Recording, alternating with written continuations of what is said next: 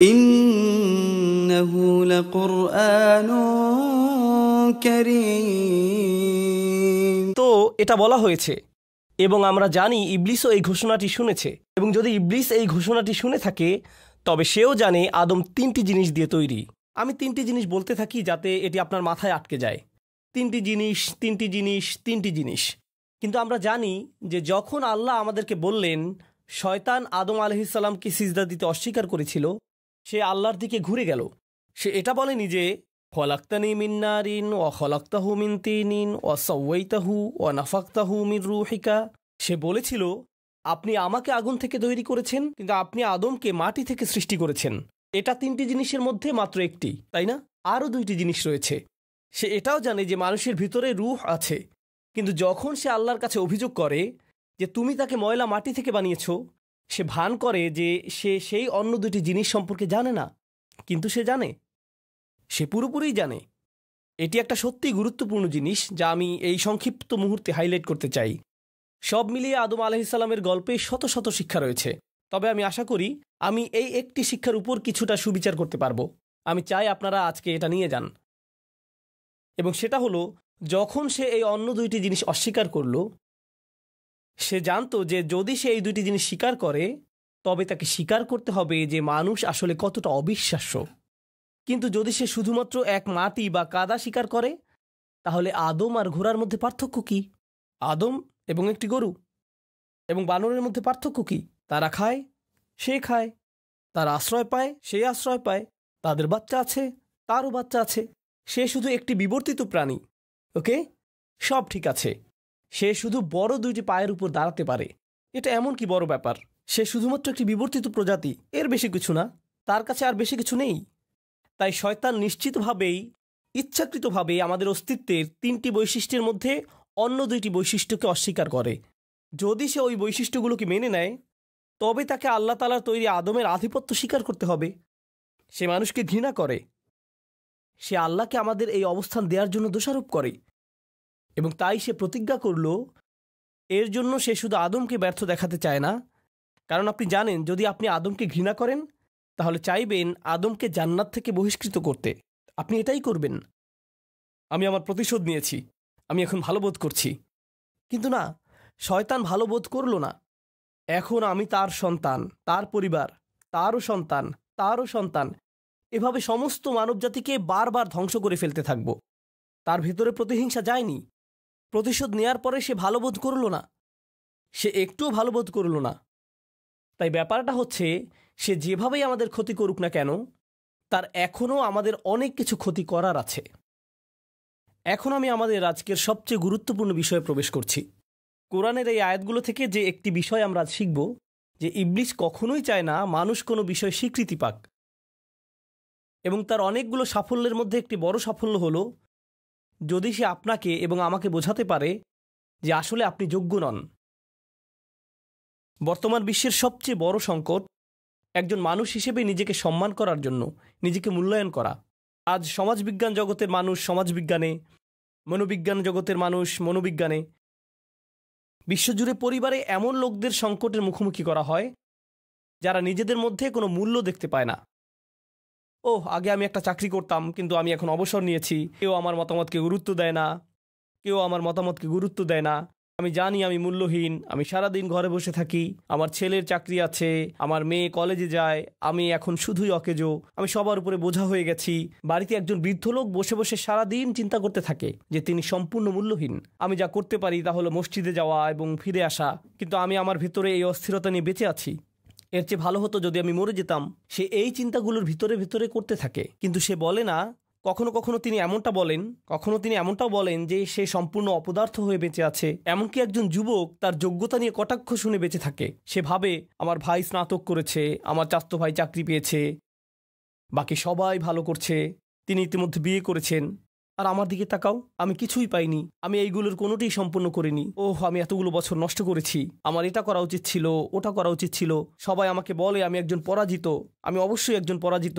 ইবলিস কি করতে চায়? সে আপনার জীবনে আপনার চারপাশের লোকদের কিছু বলতে চায়। তারা আপনাকে এমন কিছু বলে যা আপনাকে অকেজো, অপদার্থ অনুভব করায়। এমনকি তারা এটা বুঝতে পারে না যে তারা এটা করছে। এমনকি তারা এটাও বুঝতে পারে না যে তারা আপনার উপর প্রভাব ফেলছে।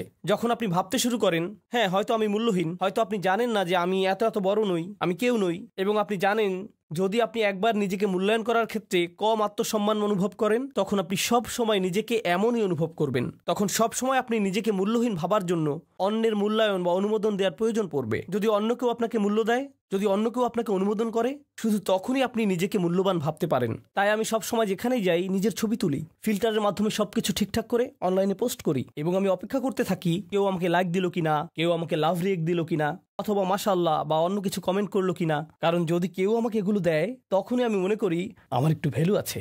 ওকে, এখন আমি কি করব? আমার আরো মূল্য দরকার, কারণ আমি আবার মূল্যহীন হয়ে গেছি। আমি 2 দিন ধরে কোনো কিছুই পোস্ট করিনি, আমাকে আবার ফিরে আসতে হবে, আমাকে আবার বুঝতে হবে কেউ আমাকে মর্যাদা দিচ্ছে। যখন আপনি নিজেকে নিজের মূল্য দিবেন না, তখন আপনি সব সময় অন্য জায়গা থেকে মূল্য পেতে চাইবেন। সব সময় চাইবেন অন্যরা আপনাকে মূল্যায়ন করুক, সব সময় অন্যদের কমপ্লিমেন্টের জন্য তাকিয়ে থাকবেন। যদি কেউ আপনাকে দেখে কিছু না বলে, আপনি তাকে বারবার জিজ্ঞেস করবেন আপনার কি মনে হয় এই বিষয়ে, আপনার ওই বিষয়ে কি মনে হচ্ছে, আপনি এটা নিয়ে কি ভাবছেন, আপনি ওটা নিয়ে কি ভাবছেন। কারণ আপনি অন্যদের মতামত ছাড়া নিজেকে অপদার্থ মনে করেন, এবং এভাবে আপনি ভয় পান। এবং যখন আপনার কম আত্মমর্যাদা থাকবে, তখন আপনার কোনো অধিকারের ব্যাপারে আপনি ডিল করতে পারবেন না। আপনার চারপাশে লোকজন যা বলবে তাই, তারা আপনাকে অপমান করবে, এবং আপনি মাথা নাড়বেন যে হ্যাঁ এটাই তো, আমি তো এরই যোগ্য, কারণ আমি তো ময়লা, কারণ আমি তো মাটি, আমার তো এর চাইতেও খারাপ কিছু পাওয়ার কথা ছিল। যাই হোক না কেন, মাঝে মাঝে এমন কিছু মানুষ আসে এবং বলে তুমি জানো তুমি তো কুকুরের চাইতেও খারাপ আচরণ ডিজার্ভ করো, তোমার তো খুশি হওয়া উচিত যে আমি তোমার সাথে এমন কোনো আচরণ করিনি, তুমি তো ভাগ্যবান যে তুমি এর চাইতেও ভালো আচরণই পেয়েছো। এবং আপনি যদি এই ধরনের কথা অনেকবার শুনতে থাকেন, তখন কি হবে? আপনি এগুলো দ্বারা প্রভাবিত হতে শুরু করবেন। কারণ মানুষ যদি প্রথমে কিছু প্রত্যাখ্যান করেও, যদি সে এগুলো অনেক বেশি সময় ধরে শুনতে থাকে, আপনি এর দ্বারা প্রভাবিত হবেনই। আপনি এগুলো আপনার ভিতরে দেখতে শুরু করেন, আপনি আপনার মধ্যে অন্যদের জন্য, এমনকি নিজের জন্য বিদ্বেষ তৈরি করতে শুরু করবেন, এবং তারপরে আপনি কেবল আপনার ভিতরে এই প্রতিশোধ সবসময় অনুভব করবেন। তখন নিজের মতামতের চাইতেও অন্যের মতামতকে গুরুত্ব দিতে শুরু করবেন। আমার কথা তেমন ভালো না, অন্য সবার কথা ভালো, নিজেকে বোঝা মনে হবে, কারণ আপনি কাউকে কিছু দিতে পারছেন না। আপনি যখন এরকম ভাবতে শুরু করবেন, তখন এটি শয়তানের একটি মহান বিজয়। কারণ শয়তান বলে যে আমি বলেছিলাম না, মানুষ শুধু ময়লা ছাড়া আর কিছুই না। তার দিকে তাকাও, কি ভারসাম্য, কি চিন্তা, কিসের নিয়ম নীতি। আপনি এবং আমি এই পৃথিবীতে আসার আগে আল্লাহ কি করেছেন? আমাদের পিতাকে যা দেয়া হয়েছিল তার জন্য আমাদের দেহের সৃষ্টি করা হয়েছিল। তার উপরে তিনি আমাদেরকে আল্লাহর সমস্ত সৃষ্টির উপরে সম্মান দিয়েছেন, এবং আল্লাহর সমস্ত সৃষ্টি আমাদেরকে একটা মিরাকেল হিসেবে দেখে। আমরা সবাই, এমনকি আল্লাহর সৃষ্টিগুলো আমাদেরকে আল্লাহর অলৌকিক সৃষ্টি হিসেবে দেখে। আল্লাহর কৃতকর্মের প্রতি বিস্ময়ে সিজদায় পড়ে। এখন বেহেশতের ফেরেশতারা এমনকি আদমের প্রতি ইমপ্রেস,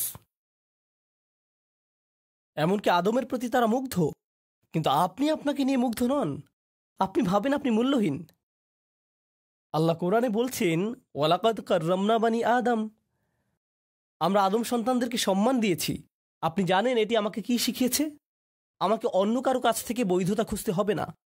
আমি কি করেছি তা দেখতে পারি। আমি একটা ভালো চাকরি করছি, অথবা আমার খাবার পরীক্ষা করা উচিত, ও আপনার এই শিক্ষাটা নেওয়া উচিত নয়। অথবা আপনি জানেন কি আপনার এখন অন্য কারো মতামত নেওয়ার প্রয়োজন নেই, তো এখন আমি বাড়িতে যাচ্ছি এবং খাবারের সমস্ত লবণ ঢেলে দিব এবং তারপর রান্না করব। এটা খেতে কেমন লাগে? আমি আপনার মতামতের কোনো কেয়ার করি না, কারণ আল্লাহ আমাকে সম্মান করেছেন। না, আমি আপনাকে এটা বলিনি। আমি যা বলেছি তা হলো আমাদের একে অপরের কাছ থেকে সংশোধন করা দরকার। আমি যা বলেছি তা হলো আমাদের একে অপরের কাছ থেকে সংশোধন করা দরকার। আপনি যখন নিজেকে মূল্য দেন, তখন সমালোচনা অপমান নয়। যখন আপনি নিজেকে সত্যি সম্মান করেন, যখন আপনি সত্যি নিজেকে উপলব্ধি করেন, তখন আপনি বুঝতে পারবেন কেউ যদি আপনার সমালোচনা করে এবং বলে আরে আপনি এটি ভুল করেছেন, ঠিক করে নিন, অথবা এটি তার চেয়ে ভালো হতে পারে, আপনি আমাকে এটি ঠিক করতে বলে আসলে আমার উপকারী করলেন, তখন আপনি অপমানিত বোধ করবেন না। কারণ যখন আপনি সত্যিই কম আত্মমর্যাদা অনুভব করেন, তখন সমালোচনাই আপনার কাছে এমন মনে হবে, কিন্তু সত্যি যদি আপনি নিজেকে আত্মমর্যাদা সম্পন্ন মানুষ মনে করেন, তখন আপনার এই অনুভূতি চলে যাবে। যখন আপনি আল্লাহর দেয়া মূল্যকে বুঝতে পারবেন, তখন নিজেকে সংশোধন করার জন্য সমালোচনাকে আপনি একটি সুযোগ হিসেবে দেখবেন। তখন এটা আপনার কাছে অপমানজনক হবে না। আমি আশা করি আপনারা এই ভিডিও ক্লিপটি উপভোগ করেছেন। আমি এবং আমার দল মুসলমানদের জন্য অক্লান্ত পরিশ্রম করে যাচ্ছি, যাতে তাদের কোরআন বোঝার ক্ষেত্রে প্রথম পদক্ষেপ নেওয়া যায়, যেখানে তারা কোরআনের গভীর থেকে গভীর উপলব্ধি শিখতে পারে। আমরা নিজেরা যারা কোরআনের ছাত্র এবং আমরা চাই আপনি আমাদের সাথে কোরআনের ছাত্র হন। আমাদের সাথে এই যাত্রায় bayyinatv.com এর মাধ্যমে যোগ দিন, যেখানে হাজার হাজার ঘন্টার কাজ ইতিমধ্যে দেয়া হয়েছে এবং ধাপে ধাপে হবে। এখানে কোরআন ধাপে ধাপে দেয়া আছে, যাতে আপনি আপনার জীবনধারার একটা অংশ হিসেবে কোরআন শিখতে পারেন। এমনকি ইউটিউবে অনেক ভিডিও দেওয়া আছে, কিন্তু আপনি যদি একটি সুশৃঙ্খল এবং বিন্যস্ত পদ্ধতিতে শুরু থেকে শেষ পর্যন্ত কোরআন শিখতে চান, আপনার পরিবারের জন্য, আপনার বাচ্চাদের জন্য, এমনকি আপনি যাদের সাথে কাজ করেন তাদের জন্য, তাহলে bayyinatv.com সাইন আপ করুন।